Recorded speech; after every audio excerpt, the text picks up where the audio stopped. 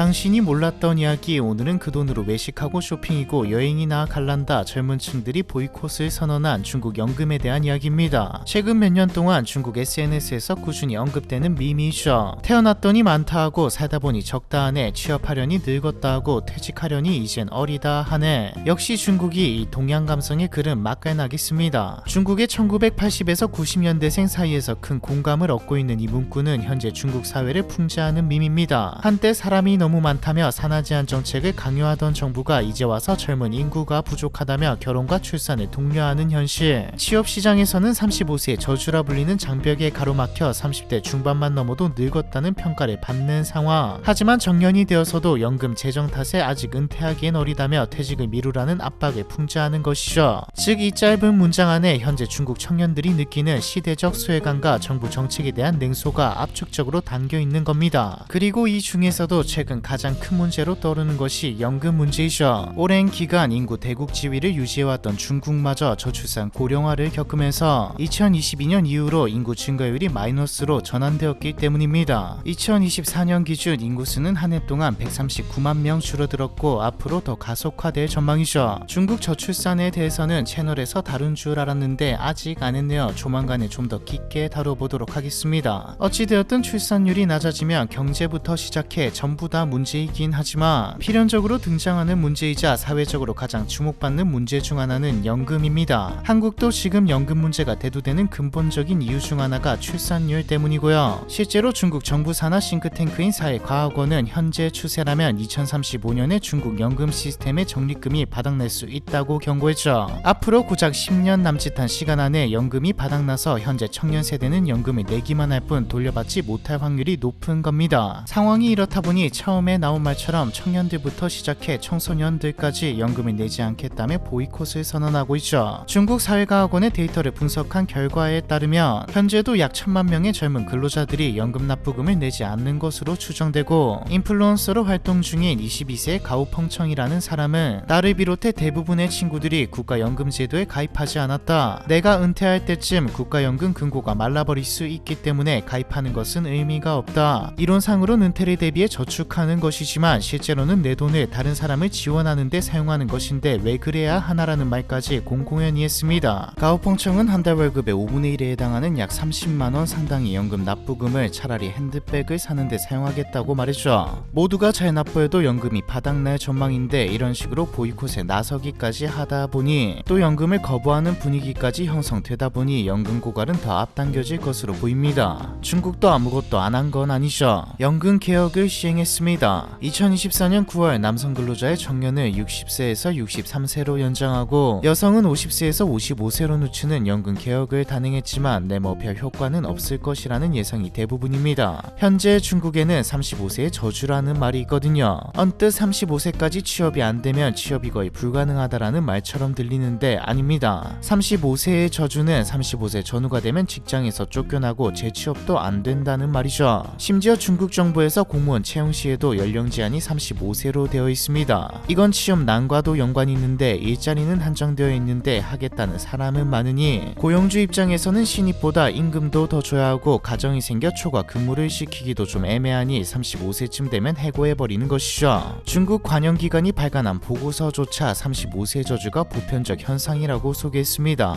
그래서 현재 중국의 택배기사와 배달기사를 보면 30대 중반이 제일 많은 것이고요. 이야기가 좀 다른 길로 샜는데 핵심은 근로자의 정년을 조금 늘린다고 연금이 더 거치는 효과는 거의 없다는 게 대부분의 평가입니다. 또 연금을 받는 시기를 조금 늦췄다고 해도 고갈이 몇 년 더 미루어질 뿐이고요. 이렇다 보니 연금 개혁에 대한 평가도 안 좋고 개혁으로 젊은 층의 반감은 오히려 더 커졌습니다. 나중에는 정년이 80세가 되겠다. 버는 돈의 80%를 세금으로 내라고 할지도 모르겠다라고 말하면서 말이죠. 뒤에서 이야기할 테지만 중국의 연금 이슈는 현재 세대 갈등까지 만들고 있습니다. 한국도 연금 관련해서는 할 말이 없기는 하지만 한국은 조만간에 깊게 알아보도록 하고 중국 연금이 어쩌다 이 꼴이 났는지 또 뭐가 문제고 앞으로 어떻게 될 것인지 중국 연금 시스템의 구조와 역사부터 한번 보죠. 중국의 공적연금 제도는 사회주의 계획경제 시절이던 1951년 국무원이 제정한 노동보험 조례로 시작되었습니다. 초창기에는 도시의 국가, 기업 노동자를 대상으로 한 전국 노동보험이 도입되었고 이어서 공무원과 군인을 위한 별도의 연금 체계도 마련되었죠. 또